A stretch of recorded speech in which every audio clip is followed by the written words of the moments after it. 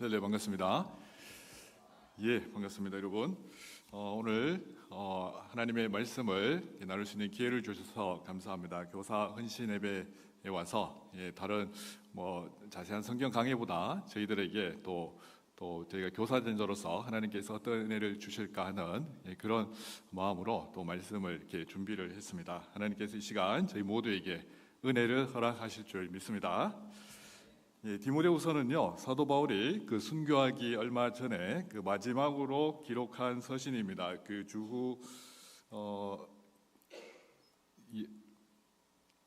죄송합니다.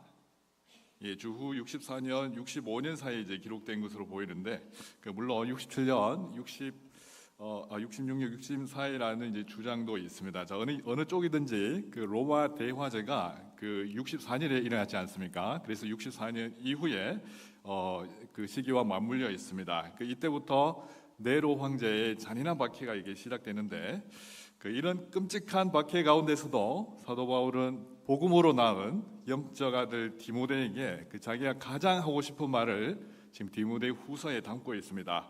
바울은 이제 곧 순교할 것을 직감하고 있었습니다. 4장 6절을 보시면요, 이 말씀이 있는데, 전자와 같이 내가 벌써 부어지고 나의 떠날 시각이 가까웠도다. 이제 자기 떠날 시각이 가까웠다는 것입니다. 일반적으로 죽음을 앞둔 사람은 어떻습니까? 자기가 자기 생에 있어서 가장 진실해지고 또한 자기가 가장 사랑하는 사람을 애타게 찾는 법입니다. 마찬가지로 바울 역시 죽음을 직감하고서 자기의 가장 진실한 마음을 쏟아내면서 사랑하는 영적 아들 디모데에게 유언과 같은 말씀을 지금 남기고 있습니다. 저는 디모데후서를 읽고 묵상하고 암송할 때마다 때로는 심장이 막 터질 듯한 그런 기분에 사로잡힐 때가 있습니다. 일평생 복음의 선한 싸움을 감당하면서 그리스도의 몸된 교회를 위해 수고한 노 사도의 이 한마디가 제 영혼을 심히 자극하기 때문입니다. 평소에 이제 암송하는 걸 좋아하는데요. 그래서 디모데후서도 통째로 다 암송하고 다닙니다. 오늘 오면서도 차 운전하면서 디모데후서를 찬찬히 묵상해 보았습니다. 바울은 감옥에 갇혀 기도하는 중에 눈물을 흘리면서 디모데를 보고 싶어 하는데 어떤 말을 남기고 있는가 하면요, 물론 전체가 디모데에게 하는 말이지만은 저는 특별히 두 구절을 마음에 늘 품고 있습니다. 1장 8절, 2장 8절인데요. 1장 8절 여러분 아십니까? 그러므로 너는 내가 우리 주를 증언함과 또는 주를 위하여 갇힌 자 된 나를 부끄러워하지 말고 오직 하나님의 능력을 따라 복음과 함께 뭘 받으라요? 고난을 받아라, 이렇게 이야기합니다. 2장 8절도 굉장히 멋있는 말입니다. 우리 다 같이 한번 읽어볼까요? 내가 전한 복음대로 다윗의 씨로 죽은 자 가운데서 다시 살아나신 예수 그리스도를 기억하라. 누굴 기억하라는 것입니까? 예수 그리스도를 기억하라는 것입니다. 바울은 자기가 가장 사랑하고 가장 보고 싶어하는 영적 아들에게 복음 때문에 갇힌 자기를 부끄러워하지 말고, 왜 이 말할까요? 부끄러워했다는 거잖아요, 그죠?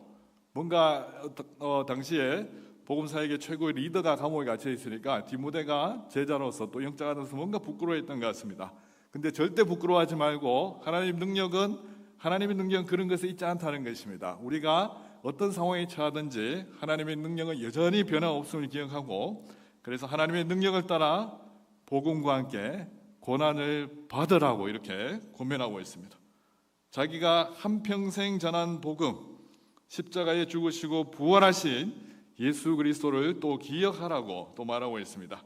제가 볼 때 사도의 이런 말들은요, 평소에 가슴에 사무친 말입니다. 그냥 멋있게 보이기 위해서 마지막 때를 직감하고 했던 말이 아니고, 평소에 늘 마음에 품고 이 말씀대로 살았기 때문에 지금 죽음을 앞둔 상황에서 지금 유언과 같은 말을 남기고 있습니다. 저도 사실 바울이 했던 이 말들을 제 아들들에게 유언으로 들려주고 싶습니다. 저희 집에는 이제 아들 셋이 있거든요. 별로 안 놀라시는 거 보니까 여기는 이제 기본적으로 아들 3명 이상 다 있는 것 같습니다. 요즘은 2명인데도 이렇게 다자녀라고 하는데요. 저희 집에 아들 셋이 있는데 다른 무엇보다 이 아들 셋 모두가 하나님의 복음에 인생을 걸기를 저는 간절히 바라고 있는데, 예전에 한 10몇 년 전이었던 것 같습니다. 저는 가족들과 별 상의도 하지 않고 방금 제가 들려드렸던 두 구절 1장 8절, 2장 8절을요 저희 집 가온이자 유언으로 정해 놓았습니다. 오직 하나님의 능력을 따라 복음과 함께 고난을 받으라는 것입니다. 다윗의 시로 죽은 자 가운데서 다시 살아나신 예수 그리스도를 기억하라는 것입니다. 저는 마지막 숨이 끊어진 순간에 2장 8절을 들려주고 그 주님 품에 갈 생각입니다. 예, 젊은 목사가 참 이런 말이니까 조금 그런데 저는 이제 이 두 말씀이 우리 아이들 마음속에 가슴 깊이 새겨지기를 지금도 간절히 이렇게 기도하고 있습니다. 자, 이제 오늘 본문을 본격적으로 들어가 보겠습니다. 3장 1절에 보시면요, 바울은 디모데에게 어떻게 이야기하죠? 너는 이것을 알라는 것입니다. 1절에서 4절을 쭉 보시면요, 죄송합니다. 같이 한번 읽어보겠습니다. 너는 이것을 알아.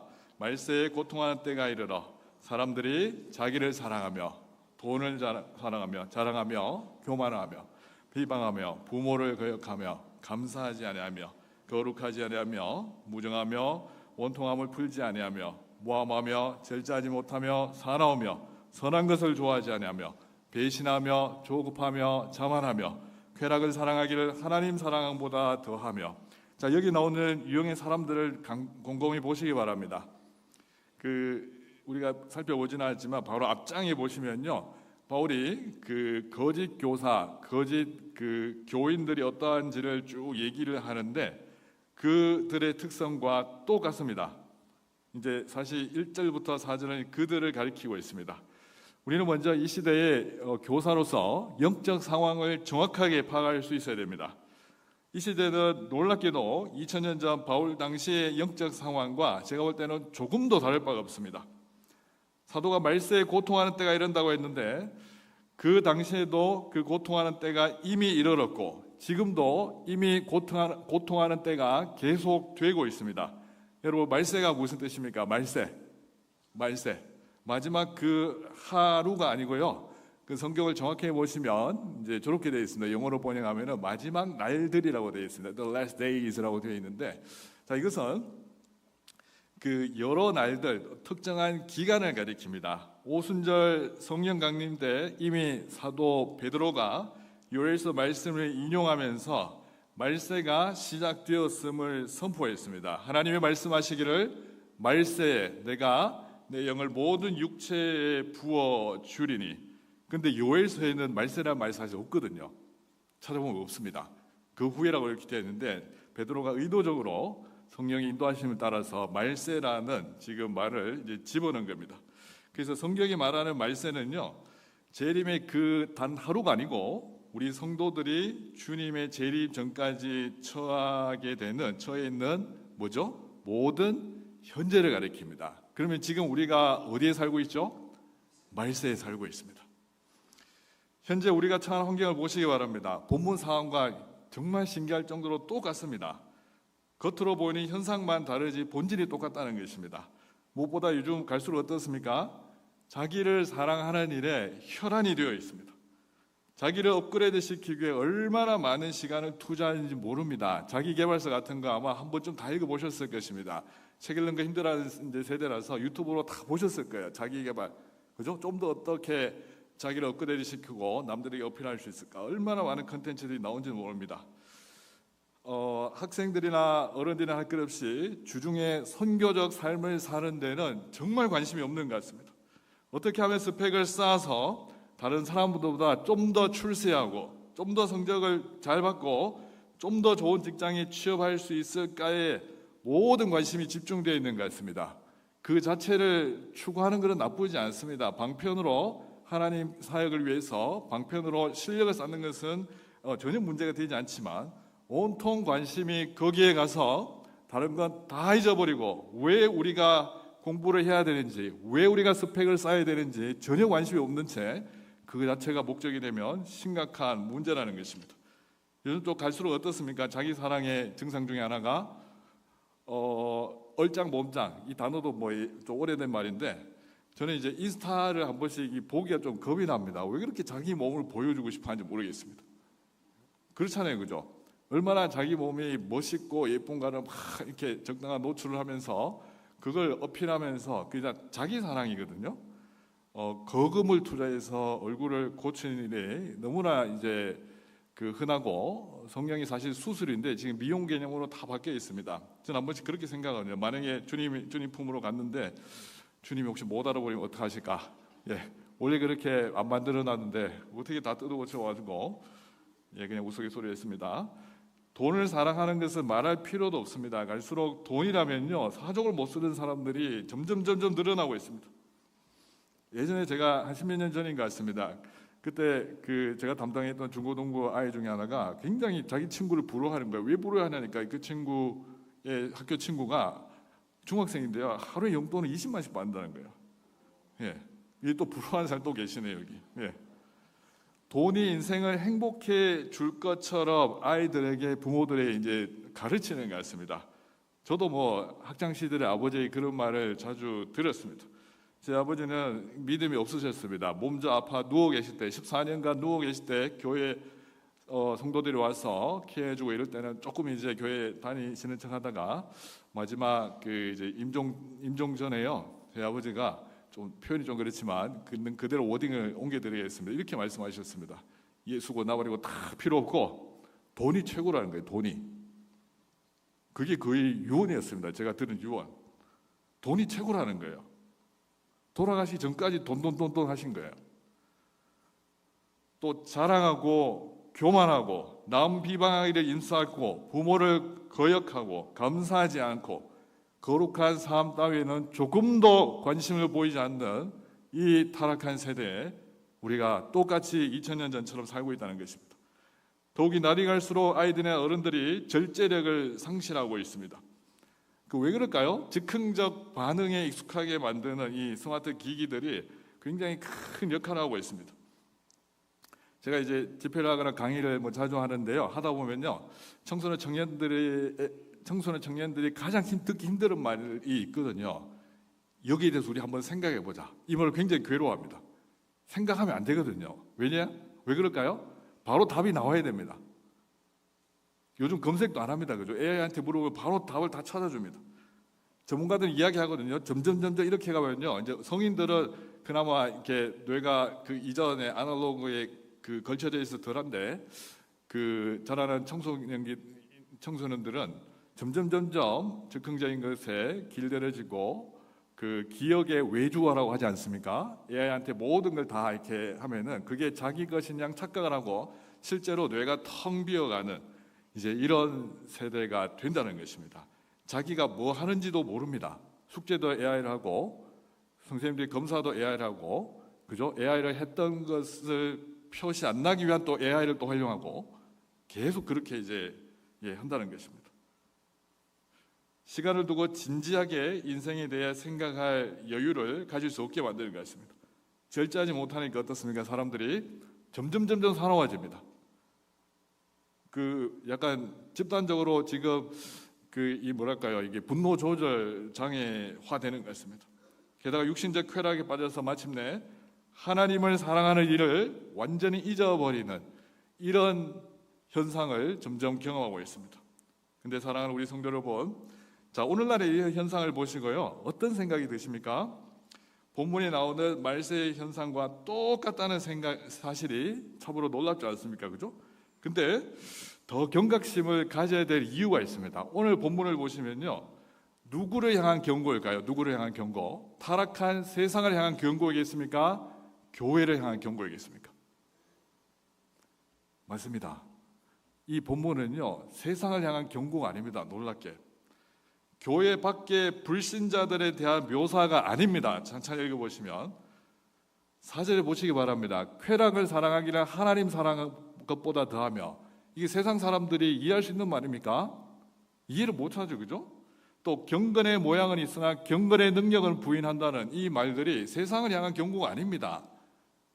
교회를 향한 경고입니다. 불신자들은 하나님을 사랑한다는 개념이 없습니다. 그래서 경건의 모양은 있을 수가 없는 것입니다. 따라서 본문의 이 경고는요, 1차적으로 교회 공동체를 향한 경고입니다. 이미 1세기 당시에 그 현상이 일어났고 2000년간 계속해서 이 현상이 반복되고 계속 강화된다는 것입니다. 물론 주님께서 거의 100년에 한 번 꼴로 이걸 정말 보시기 힘드시는지 대부흥을 이제 교회 역사에 보면은 100년에 한 번꼴로 일어나고 있는데, 저는 정말 이 세대에, 우리가 살고 있는 이 세대에 다시 위로부터 부어지는 성령의 부흥을 체험할 수 있기를 바랍니다. 그 중심에 제일 영도교회가 있으면 좋겠습니다. 주님의 몸된 교회 안에는요, 몸만 예배당에 있고 애초부터 하나님과 상관없는 사람들이 사실 섞여 있습니다. 지상의 교회는 원래 그렇습니다. 근데 놀랍게도 이런 사람들도 하나님을 사랑하는 것처럼 보일 수 있고 경건의 모양까지 거의 비슷하게 갖추고 있습니다. 물론 처음부터 의도성을 가지고 본문의 거짓 교사들처럼 교회에 침투한 이단들은 말할 것도 없고, 또한 예수님을 만난 경험이 전혀 없으면서 교회당에 습관적으로 종교인으로 앉아있는 사람도 충분히 있을 수 있습니다. 바로 이런 자들이 교회 안에 나타날 것이라고 바울이 디모데에게 2000년 전에 이미 경각심을 주는 것입니다. 자, 이런 부류의 특징이 무엇입니까? 경건의 모양이 있다는 것입니다. 경건의 모양. 경건의 모양이 있다는 게 무슨 뜻인지 아시죠? 그죠? 그게 똑같이 예배드리고 기도시키며 하고 성경 공부하고 설교 듣고 다 한다는 것입니다. 근데 경건의 모양만 있는 사람들의 결정적인 특징이 있습니다. 실제 믿음을 얻고 경건의 모양만, 껍데기만 갖추고 있는 사람들의 결정적인 특징이 뭐냐면, 어떤 그 상황이 딱 닥쳤을 때 뭔가 결정을 해야 됩니다. 결정적인 어떤 순간이 닥쳐오면요, 항상 예외 없이 자기의 욕망을 위해 계속 선택합니다. 같이 있을 때는 안 그런 것처럼 보이는데 그 내면 깊숙한 곳에 자기가 스스로를 알거든요. 주님을 따르라고 뭔가 부담감이 오면요, 이걸 거부합니다. 자기 욕망을 위해 계속 선택한다는 것입니다. 주님의 십자가마저도 내 양심을 그냥 편안하게 해주는 그냥 그 정도, 뭐 죄 진공 청소기라고 표현하기가요, 이 표현이 이상한데, 여기 와서 회개하면요 그냥 마음이 편안해지는 겁니다. 그러고 나서 또 계속해서 또 죄를 반복합니다. 이런 사람은 주님 십자가가 자기 위한 그 이상의 의미도 없습니다. 자, 경건의 모양만 있고 경건의 능력이 없는 사람에게는 결정적인 증상이 이렇게 나타나는데, 또 다르게 말씀드려보자면, 자, 일단 참 신자들은 어떻습니까? 하나님 말씀을 듣지 않고 기도하지 않으면은 참 신자들은 어떨까요? 답답해서 견딜 수가 없습니다. 코로나 때 많이 이제 걸러졌지 않습니까? 정말 그 신자와 거짓 신자들이 좀 많이 이제 걸러진 것 같습니다. 참 신자들은요, 그 주일 성수를 대대로 하지 않고 뭔가 말씀 읽지 않고 기도하지 않으면요, 어린아이가 굶은 것처럼 영적 결핍에 허덕이게 됩니다. 뭔가 힘들다는 것입니다. 자, 그런데 경건히 능력이 없는 거짓 교사와 거짓 신자들은 말씀을 듣지 않고 기도하지 않아도요, 아무리 오래 지나도 아무렇지도 않습니다. 너무 희한하지 않습니까? 예전에 제가 지금 교회 사역하지 않지만 제가 최근까지 부산에 있었습니다. 지금 집이 창원이고 또 직장이 세계로 병원에서 왔다 갔다 하고 있는데, 제가 부산에서 교회 사역할 때 청년부 담당했는데, 그 어떤 청년이 기도할 때마다 이상한 기도 제목을 자꾸 내는 겁니다. 그 친구 선교사님 아들이거든요. 근데 이렇게 기도 제목을 내는 겁니다. 예수님 믿게 해 주옵소서. 그 희한하죠, 그죠? 그래서 저는 거짓말로 하는 줄 알았습니다. 근데 진짜 물어보니까 자기는 안 믿긴대요. 그러면 이 친구는 솔직한 겁니다. 경건의 모양을 다 갖추고 있습니다. 청년부 임원도 하고. 근데 이 믿음이 없다는 거 자기 스스로 인지를 하는 것입니다. 자, 왜 이런 현상이 일어나겠습니까? 그리스도의 부활 생명 안에서 결코 거듭난 적이 없기 때문입니다. 그래서 이런 사람들은요, 영적 양식을 공급받지 못해도 자기가 굶어 죽는다고 생각하지 않습니다. 항상 배우긴 하지만 7절 말씀대로 자기 욕심대로 생활할 뿐이고 끝내 진리의 지식에 이를 수 없습니다. 그래서 이들은 처음부터 우리 구주 예수님과 전혀 관계가 없는 자들입니다. 예수님은요, 마지막 심판의 날에 이런 자들에게 어떻게 말씀하시는가 하면은 같이 한번 읽어볼까요? 좀 무서운 말씀이지만, 내가 너희를 도무지 알지 못하노니 불법을 행하는 자들아 내게서 떠나가라. 아멘. 물론 경건의 능력만 중요하게 생각하고 경건의 능력을, 경건의 모양을 다 배쳐가는 이런 또 극단주의에 빠지면 안 됩니다. 왜 그럴까요? 우리가 경건의 능력을 나타낼 때, 그러니까 신앙을 나타낼 때는 또 외적 형식을 항상 띄게 되어 있습니다. 외적 형식과 참된 경건의 관계는 사실 그 몸과 영혼의 관계와 비슷합니다. 예전에 제가 아는 어떤 분도 교회 개혁 기치를 내걸고 교회 안의 모든 형식을 다 타파하는 것이 마치 교회의 본질을 추구하는 양, 그렇게 치우친 분을 제가 직접 봤는데요. 참된 경건은 외적인 형식이 없이 표현될 수 없고 외적인 형식만 있는 참된 경건도 불가능하다는 거 기억해 주시면 감사하겠습니다. 바울은 오늘 본문에서 그 경건의 모양 자체를 부정하는 것이 아닙니다. 믿음이 전혀 없는 상태에서 나오는 경건의 모양, 경건의 능력이 없는 경건의 모양을 지금 경고하는 것입니다. 그러면 본문에서 말씀하고 있는 경건의 능력이 과연 어떤 것이겠습니까? 뭔가 우리가 특별한 어떤 신비 체험을 생각할 필요가 없습니다. 본문 전체의 맥락을 고려하면 바울이 말하는 경건의 능력이라는 것은 무엇보다 고난을 이기게 하는 복음의 능력입니다. 다 같이 우리 12절 말씀 성경 보면서 한번 읽어보겠습니다. 12절입니다. 무릇 그리스도 예수 아래서 경건하게 살고자 하는 자는, 이 아멘하기 부담스러우시죠, 그죠? 박해를 받는다고 하는데 경건하게 살고자 하는 자는 박해를 받으리라. 뒤집으면 무슨 뜻입니까? 내 삶에 박해가 전혀 없으면, 이게 물리적 박해든 정신적 박해든 박해가 전혀 없으면 예수님 안에서 내가 경건하게 살고 있지 않을 수도 있다는 것입니다. 경건의 모양을 갖추고 경건의 능력을 드러내며 살고자 하면요, 세상으로부터 박해가 임하게 되어 있습니다. 초대교회 당시에 경건하게 살라는 말은 복음 때문에 박해를 받는다는 말과 동일했습니다. 바울 자신의 고백이기도 합니다. 11절을 보시면요, 사도 자신이 여러 성읍들에서 고난과 박해를 당한 사실을 말하고 있습니다. 사도행전 13장 14절에 이제 소개되어 있는데 13장 14장에 보시면 그 박해의 내용을 우리가 파악할 수 있는데요. 먼저 비시디 안도역에서 유대인들이 그곳 사람들을 막 선동하고 부추겨서 바울과 바나바를 그 지역에서 쫓아내버렸습니다. 또 이고니온에서는 사람들이 모욕하면서 돌로 치려고 달려드니까 바울과 바나바가 루스드라 더베 그 근방으로 도망치기도 했습니다. 그리고 디모데의 고향 루스드라에서는 어떻습니까? 유대인들이 막 무리를 충동해서 돌로 바울을 막 쳤습니다. 바울은 거의 죽을 뻔했습니다. 실제로 사람들은 그가 죽은 줄 알고 루스드라 성 밖에 내다버렸습니다.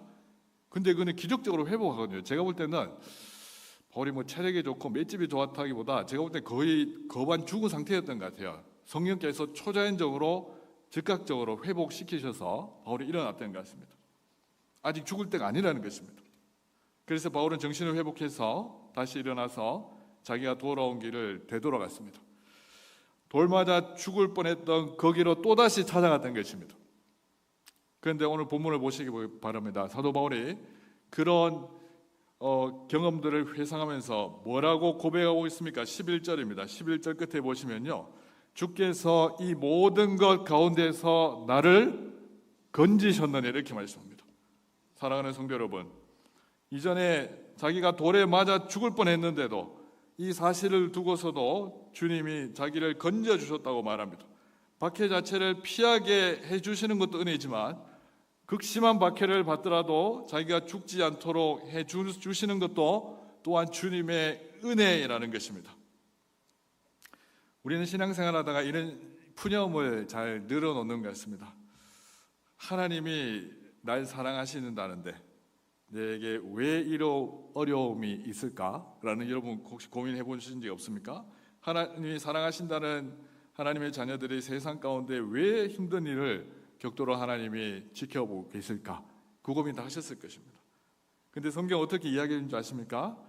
하나님의 자녀들이 당하는, 언약의 자손들이 당하는 고난과 박해야말로 하나님이 사랑하신다는 분명한 증거라고 지금 대답하고 있습니다. 로마서 8장 17절에 보면요, 우리가 하나님의 자녀이기 때문에 그리스도와 함께 박해를 받는다고 되어 있습니다. 그리스도와 함께 영광을 받기 위하여 그와 함께 고난을 받을 것이다, 그렇게 되어 있습니다. 아까 말씀드린 안디옥에서 바울과 바나바는 제자들에게 이렇게 권면했거든요. 한번 읽어보겠습니다. 제자들의 마음을 굳게 하여 이 믿음에 머물러 있으라 권하고 많은 환난을 겪어야 할 것이니라. 아멘. 아멘. 크게 하셔야 됩니다. 하나님 나라에 들어가면 많은 환난을 겪어야 할 것이라. 자, 상식적으로 생각해 보면 누가 누구를 격려하고 마음을 위로해야 됩니까? 복음 때문에 죽을 뻔한 바울과 그의 일행을 성도들이 위로하고 격려를 해야 할 일반적인 정서인데, 근데 지금 정반대의 모습을 보이고 있습니다. 복음의 능력으로 충만해진 사람들이 복음 때문에 당하는 고난이 영광스럽다고 생각하기 때문에 성도들을 오히려 격려하고 위로하는 것입니다.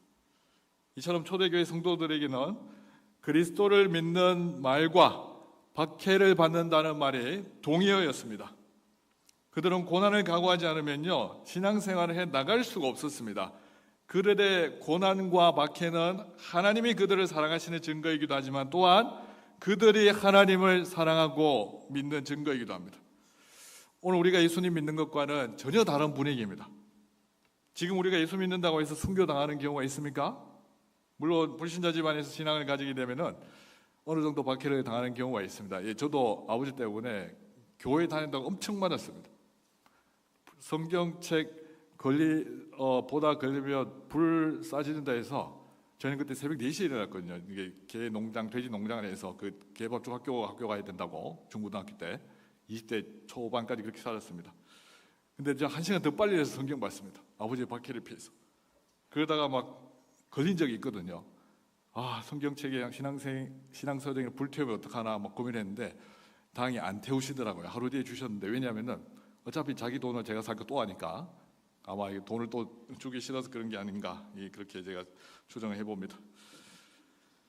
아무튼 예수님을 믿는 것 때문에 때로는 힘들고 희생당한다 이렇게 생각하는데, 제가 질문을 해보겠습니다. 여러분 예수님 믿는 것 때문에 요즘 많이 힘드시죠? 이 말에 위로받고 아멘 하시면 큰일 납니다. 아시겠죠? 이 말에 위로받으시면 안 됩니다. 요즘 예수님 믿는 것 때문에 정말 힘드시죠? 예, 아멘. 믿으면 이제 교사 헌신 예배가 아닐 것 같습니다. 자, 여러분 가만히 생각해 보시면요, 예수님을 믿는 것 때문에 힘든 게 아닙니다. 제대로 안 믿어서 힘든 겁니다. 예수님을 생생하게 체험적으로 믿는 사람은 예수님과 깊은 사랑에 빠지게 되어 있습니다. 맞죠? 이 말이 안 와닿으면요 연애를 안 해본 사람입니다. 제 또 강의 주 강의 제목 중에 하나 또 연애신학 부부신학이 있는데, 제가 그 강의할 때마다 그런 이야기 하는데요. 자, 누군가를 정말로 사랑하게 되면요, 여러분 기억이 오래돼서 안 나시겠지만 최대한 상상력을 발휘해 보시기 바랍니다. 연애 시절에 몇십 년 전이 이렇게 되더라도 누군가 정말로 사랑하게 되면은 그 사람 때문에 당하는 어려움, 박해가 여러분에게 힘들게 느껴지던가요? 아니면 이게 당연하게 느껴지던가요? 대답 잘 하셔야 됩니다. 옆에 눈치 보지 마시고. 힘들게 느껴지는 게 아닙니다. 그죠? 당연한 거예요. 저도 보기와는 다르게 좀 불타는 연애 시절이 있었습니다. 지금 결혼 22년 차인데 저희 집에 아무것도 없거든요. 막 빚도 엄청 많았고, 당연히 그때 아버지 이제 소천하신 상태고, 하여튼 친어머니는 아직 그때 살아 계셨고, 하여튼 집이 굉장히 어려웠습니다. 이런 집에 자기 딸을 주고 싶은 예비 장모님이 이제 잘 있을까요? 저는 이런 것 때문에 굉장히 어려움을 많이 겪었습니다. 연애를 하다가 어쩌다가 성공해도요, 우리 집안 이야기하면 그것 때문에 이제 깨지는 경우가 종종 있었습니다. 근데 이제 마지막에 제 아내가 그런 거 상관없다고 해가지고 지금까지 이제 구제받고 지금까지 살고 있는데요. 그때 제가 연애 때 이제 예비 처가댁 쪽에서 하는 말들이 있거든요. 이제 이런 겁니다. 그런 집에 그런 집의 자식이 이제 왜 우리 딸을 이렇게 하냐 이런 말 들을 때 저는 어떤 생각이 드냐면요, 정말 우리 둘의 믿음이 확고하니까 그런 말을 들으면 들을수록 제 마음이 푸릇해지는 겁니다. 왜 그럴까요? 사랑하는 사람을 위해서 이 정도쯤이야 당연한 훈장이지. 지금은 굉장히 좋아하십니다. 저를 장모님 굉장히 좋아해 주시고 저한테 식구들 굉장히 좋아해 주시는데 저는 연애 힘들어서 못해 먹겠다는 사람 한 번도 못 봤습니다. 그러면 우리가 이걸 좀 예수님 믿는 신앙생활에 적용해 보시면요, 정말로 예수님과 큰 사랑에 빠지면요, 정말 예수님이 날 위해 십자가에 돌아가심을 마음 깊은 곳에서 깨닫고 정말 예수님이 날 위해 어떤 일을 행하셨는지 분명히 인식을 하고 있다면 예수님 믿는 것 때문에 때로는 경험하게 되는 힘든 거, 어려움, 뭔가 삶의 고난 이런 게 오히려 당연하게 생각합니다. 여러분 이럴 줄 알고 다 예수님 믿으신 거잖아요. 그렇지 않습니까? 예수님 믿고 팔자 고쳐보겠다고 오신 거 아니잖아요.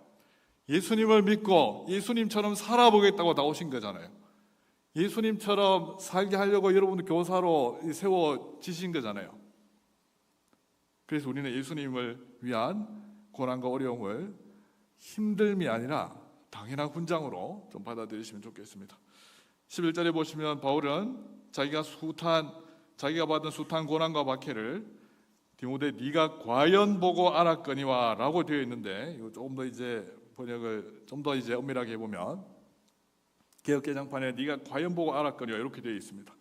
자, 근데 새 번역, 새 한글 성경 여러 영역 성경들을 제가 쭉 찾아보니까 원문에도 그런 뜻이 좀 더 가까운 것 같고, 어떻게 되어 있습니까? 그러나 너는 충실하게 따라했다는 것입니다. 영어에 보시면 you have faithfully followed 이렇게 되어 있습니다. 너는 신실하게 충성스럽게 다 따라했다는 것입니다. 저는 여기서 위대한 교사의 모범을 발견했습니다. 하나님이 원하시는 교사는 복음 때문에 자기가 당하는 고난까지 내 제자들도 똑같이 따라하게 만드는 교사입니다. 가장 원론적이면서도 가장 이 시대에 필요한 말씀입니다. 이 시대는 교육 자료들은 넘쳐납니다. 엄청나게 많습니다. 그냥 다 만들어 가공되어 나옵니다. 교육 가르칠 도구들은요. 근데 제가 볼 때는요, 살아있는 교육 샘플이 잘 보이지 않습니다. 정말 저분을 따라하고 싶게 만드는 그런 교사들이 요즘에 잘 보이지 않는 것 같습니다. 세상이 원하는 모든 스펙을 갖추어서 보란듯이 세상 사람들을 누르고 그들 위에 우뚝 서게 만드는 교사를 하나님이 원하시지 않습니다. 하나님 스펙에 별로 관심이 없으십니다. 그건 부차적인 것입니다. 뭐에 관심이 있으실까요? 주님을 따라가겠다는, 어떤 고난에도 불구하고 제가 주의 말씀을 따르겠습니다 하는 그 중심을 가진 교사와 제자들을 이 시대에 찾고 계십니다. 자기 제자가 내가 당하는 고난까지 다 따라할 수 있는 정말 이런 상황을 하나님이 원하시는 것 같습니다.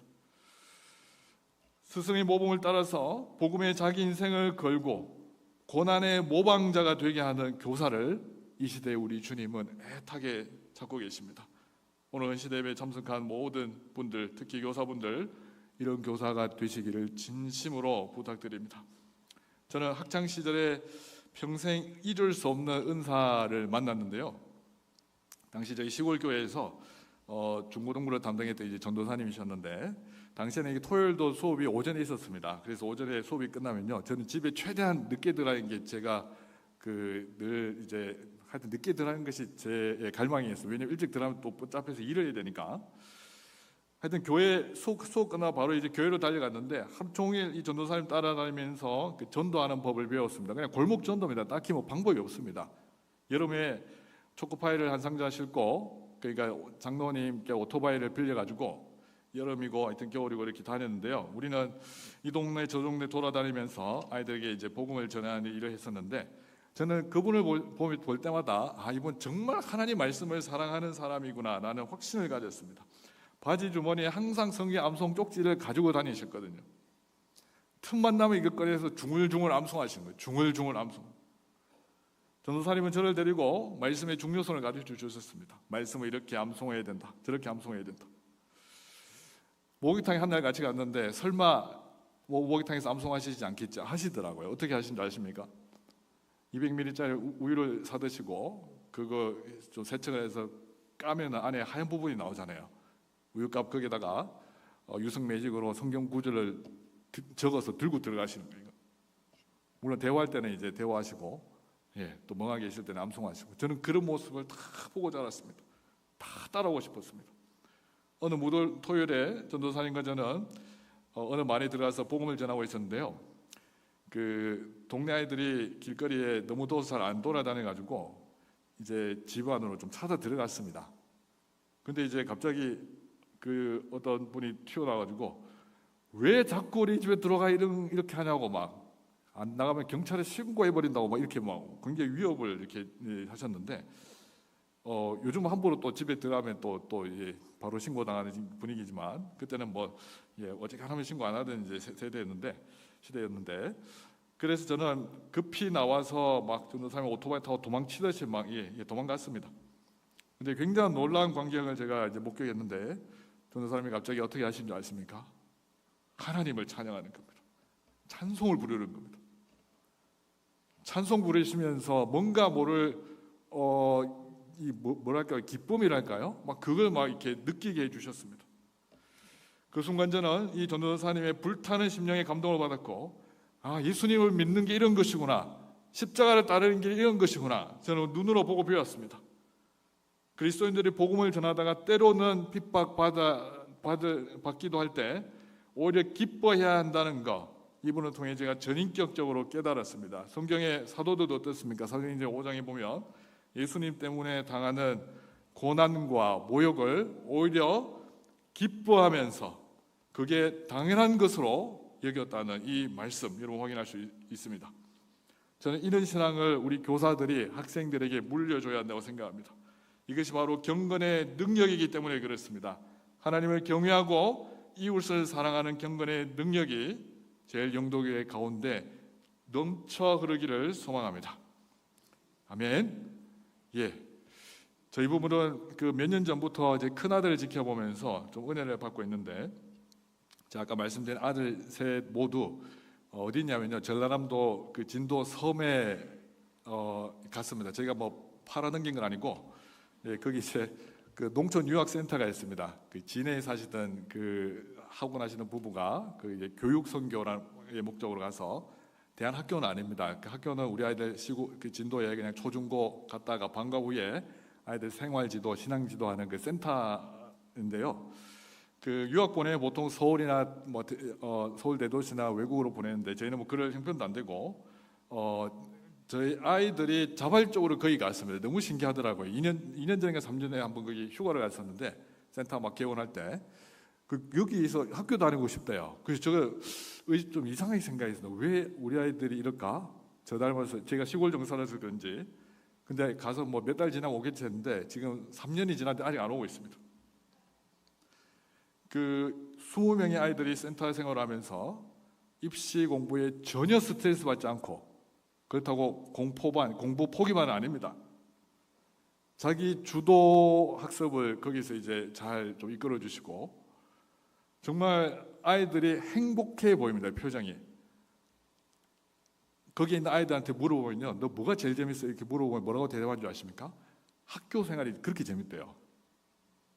또 그 같이 있는 게 그렇게 재밌대요. 초등학생부터 고등학생까지 다 있는데 센터 안에 날마다 큐티 나눔하고 아이들이 자발적으로 그 신앙을 서로에게 영향을 미치고 배우고 있습니다. 굉장히 신기합니다. 저희는 너무 안 보면 이상하니까 방학 때는 오긴 오는데 너무 보고 싶을 때 한 달에 한 번 신방 갑니다. 그럼 서로가 좀 좋습니다. 좀 거리두기 하고 있으니까. 모두가 또 이런 자녀 양육법은 또 안 통할 수 있으니까 하여튼 잘 걸러들이시기 바랍니다. 저희 큰아들이 몇 년 전부터 뭔가 좀 남달라 보였는데요, 방학 때 집에 와서 심지어 가족 휴가도 안 가고 교회 수련회 참석하겠다고 하니까 이 동생들이 형이 미쳤다 이렇게 된 겁니다. 그래서 2년 전인가요? 큰아들이 교회 수련회 갔다 오더니 이제 가족 모임 때 갑자기 이런 말 하는 겁니다. 아빠, 나도 목사님 될까? 이러는 거예요. 정말 기뻤습니다. 왜냐하면 기도하고 있었거든요. 하나님, 3명 다 목사 되면 집안이 좀 힘들 것 같으니까 셋 중에 한 명이라도 목사 선교사 되면 좀 좋겠습니다.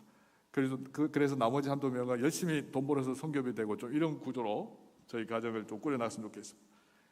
첫째가 이제 목사 된다고 했습니다. 아내와 정말로 기뻐하면서요 아들을 축복해주고 하나님이 꼭 이 아이를 주의 종으로 써달라고 지금도 기도하고 있습니다. 아직까지는 마음이 안 바뀌는 거 보니까 하나님 부르신 것 같은데 물론 좀 더 지켜봐야 되겠습니다. 아빠가 생활이 불안정해도 복음 때문에 뭔가 인생을 보람있고 즐겁게 살아가는 것 같다, 그 생각 아마 했던 것 같습니다. 아니면 뭐 다른 이유가 있는지 모르겠는데 분명한 거는 아빠가 목사로 살아가듯이 나도 저렇게 한번 살아가고 싶다, 이 마음을 가졌다는 것입니다. 진도의 그 교회에서도 희한한 아이로 소문났습니다. 작년에 진도고등학교 입학해서 없던 기독 동아리 하나 만들더니 선배들의 눈총을 받았습니다. 이상한 놈이 들어와가지고 사이비 같은 놈이 들어와가지고 지금 이제 뭐 동아리 한다고 막 이렇게 하여튼 교회 한다고 가입시킨다고 막 이렇게 했는데 그 마음이 힘들잖아요. 금요철야 매주 가서 얘가 맨 늦게까지 손을 들고 이렇게 기도한다는 거예요. 울면서 저기 서서. 고등학생입니다. 저희 부부 생일날 큰아들이 편지를 한 통 썼는데 내용이 감동적입니다. 잠깐 몇 소절 읽어드리겠습니다. 엄마 아빠, 왜 아이들은 엄마를 항상 내세울까요? 그건 잘 모르겠는데 하여튼 엄마 아빠 엄마라고 했으면 좋겠는데 그죠? 예. 그 줄여서 또 엄빠라고 하더라고요 요즘은. 자, 엄마 아빠, 내가 만난 하나님을, 주한이와 주경이, 이 둘이 동생 이름입니다. 내가 만난 하나님을 주한이와 주경이도 만날 수 있도록 내가 열심히 기도하고 있어. 내 인생에서 가장 최고의 일은 내가 하나님을 믿는 인생의 최고의 일은 하나님을 믿는 엄마 아빠에게서 내가 태어나는 것이야. 나는 정말 하나님을 사랑하고 하나님만 따르고 싶어. 평생 동안 하나님을 따르는 사람이 될게. 고등학생 편지입니다. 예, 이 편지 어디 한번 공개했다가 약간 이제 안 좋은 소리까지 들었습니다. 약간 자식 문제 있는 집에 염장 지르는 것도 아니고 너무 이런 것도 말을 안 하는 것도 좀 지혜롭겠다 이 생각한 적이 있습니다. 저는 디모데를 향한 바울의 심정으로 큰아들이 복음과 함께 고난을 받으면서 인생을 살아가기를 지금도 간절히 바라고 있습니다. 부모가 믿는 하나님을 똑같이 사랑하면서 부모의 뒤를 이어서 복음 사역을 계속 감당하기를 지금도 소원하고 있습니다. 일평생 아빠가 증거한 예수 그리스도의 복음을 아들도 똑같이 증거하면서 인생을 마감할 수 있기를 계속 기도할 것입니다. 제일용도교회도 이런 자녀들이 계속해서 생겨날 수 있기를 주의 이름으로 축복합니다. 이제 13절 이하를 살펴보겠습니다. 엄청난 박해 속에서 사람들이 더 악해져 속이기도 하고 속기도 하는 가운데 바울이 디모데에게 무엇을 붙들라고 권면하고 있죠? 어려서부터 알게 된 하나님의 말씀인 성경을 붙들라고 권면하고 있습니다. 우리가 편안한 분위기 속에서 아이들에게 성경을 가까이 하라고 가르치는 것과는 차원이 다른 문제입니다. 네로 황제의 잔인한 박해 때문에 성도들의 그 순교 소식이 날로 들려오고 있습니다. 바울 자신도 이제 언제 죽을지 모르는 상황에서 디모데에게 구원의 지혜가 담긴 성경을 붙들라고 한 것은 우리에게 큰 교훈을 주는 것입니다. 당시 물리적인 박해가 극심한 가운데에서도 바울이 뭐라고 권면했죠? 성경 가까이 하라는 겁니다. 물리적인 박해가 극심한 때에 박해를 피하는 방법, 박해를 피해서 복음 전하는 방법, 그게 아니고 하나님의 말씀을 가까이 하라는 것입니다. 오늘날에 사탄이 아주 교묘하게 비성경적인 가치를 우리에게 주입시키고 있는데 이때 우리가 무장할 무기가 무엇입니까? 하나님의 말씀 성경이라는 것입니다. 아무 생각 없이 지내다 보면 세상이 주입하는 비성경적인 가치관들이 저절로 들어옵니다. 영상이 큰 역할을 하고 있습니다. 영상이 정말 쉽거든요. 우리 뇌가 좋아하는, 가만히 있어도 이제 주입할 수 있는 그런 게 이제 영상이거든요. 좋은 게 들어오면 상관이 없지만 온갖 비성경적인 것들이 다 들어오는 것입니다. 우리가 성경을 가까이 해야 되는 이유는 경건의 능력이 바로 성경에서 비롯되기 때문인데 같이 한번 읽어보겠습니다. 경건이라는 것은 뭐죠? 경건이란 하나님을 향한 칼뱅의 기독교 강요 제1권에 자주 나오는 표현입니다. 이때 이때 두려움은요 공포심이 아니라 경외심입니다. 그렇다면 경건의 능력이란 무엇입니까? 하나님을 경외하고 그분을 사랑하는 마음에서 비롯된 능력입니다. 하나님을 사랑한다는 말은 하나님의 말씀을 사랑한다는 것이기 때문에 경건의 능력을 갖추려면 무엇보다 성경을 사랑해야 한다는 것입니다. 사랑하는 우리 교사 여러분, 구원의 지혜가 담긴 유일한 책이 성경이라는 사실 정말로 믿으십니까? 안 믿으신가 보네요. 여기는. 예. 경건의 능력이 성경에서 비롯된다고 여러분 확신하십니까? 예, 그렇다면 세상 가운데 여러분 자녀들의 구원을 위해서 또 여러분들이 갖춰야 될 경건의 능력을 위해 하나님의 말씀을 정말로 사랑할 수 있길 바라겠습니다. 가만히 있어서 좋아지도록 그냥 가만히 있지 말고요, 자기의 정말 육신을 쳐서 복종시키면서 말씀을 읽기 싫어하잖아요. 대부분. 저도 성경 읽고 암송하는 게 너무나 힘들었습니다. 그러나 한번 생각해 보시기 바랍니다. 하나님의 러브레터지 않습니까? 하나님의 말씀 우리에게 주신 이 하나님의 러브레터인데, 하나님을 여러분 사랑하시죠, 그죠? 그럼 하나님 말씀을 가까이 하지 않는 게 어떤 거냐면요, 사랑하는 연인에게 이렇게 말하는 것과 똑같습니다. 나 당신 정말 사랑해. 근데 당신의 하는 말은 좀 기억하기도 부담스러워, 힘들어. 이렇게 말하는 것과 똑같습니다. 성경을 사랑할 수 있도록, 다음 세대들이 성경을 사랑할 수 있도록 우리 교사된 자들이 먼저 하나님의 말씀을 정말로 사랑할 수 있기를 바라겠습니다. 예, 저도 정말 지금까지 하나님 말씀을 가까이 하는 일에 날마다 좀 점검하고 있습니다. 저는 성경 통독 암송을 좀 열심히 하는 편인데 종종 그렇습니다. 아침에 눈을 뜨면요, 어제 잠들기 직전에 암송하다 중얼중얼 거리면서 잠든 그 구절이 새벽이나 아침에 눈 뜰 때 딱 그게 생각이 나거든요. 정말 행복합니다. 하나님의 말씀을 암송하고 기억하는 것이 얼마나 복된 일이고 행복한 것인지, 예, 정말 저는 증언할 수 있습니다. 작년 12월에 제가 그 인생을 바꾸는 성경 암송을 생명의 말씀을 출간했는데, 예, 교사들이 그거 한번 참고해 보시면 아이들이 어떻게 성경을 가르칠까, 예, 굉장히 큰 힌트를 얻을 수 있을 것 같습니다. 저는 오늘 본문 말씀처럼 성경이야말로 우리에게 구원에 이르는 지혜를 준다고 절대적으로 확신합니다. 저는 로마서를 통째로 암송하다가 인생이 완전히 뒤집어진 사람입니다. 저를 만나는 모든 사람에게 하나님 말씀을 자랑하고 다닙니다. 아무리 똑똑하고 성공한 사람이라도 성경 모르는 사람을 보면요, 뭔가 불쌍해 보입니다.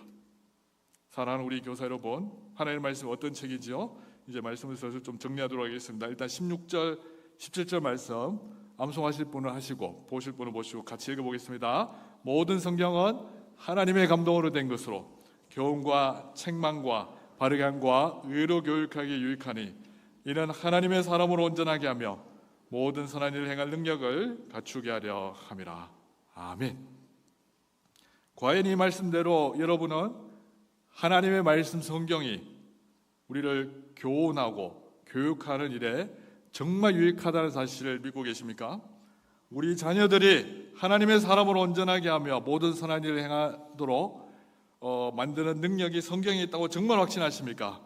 그러면 교사 여러분께서 먼저 하나님의 말씀 성경을 정말로 사랑하시기 바랍니다. 우리가 다음 세대에 물려줄 것은 정말 성경에 대한 열정이라고 생각합니다. 하나님 말씀을 사랑하고 말씀대로 살아내려고 하는 이 열정, 보이지 않는 것이지만 이 열정을 우리 다음 세대의 내면에 깊이 심겨주시면 감사하겠습니다. 이제 말씀을 진짜 정리하도록 하겠습니다. 사랑하는 우리 제일영도교회 성도 여러분, 우리는 고난과 박해를 이기게 하는 경건의 능력을 길러야 함을 깨달았습니다.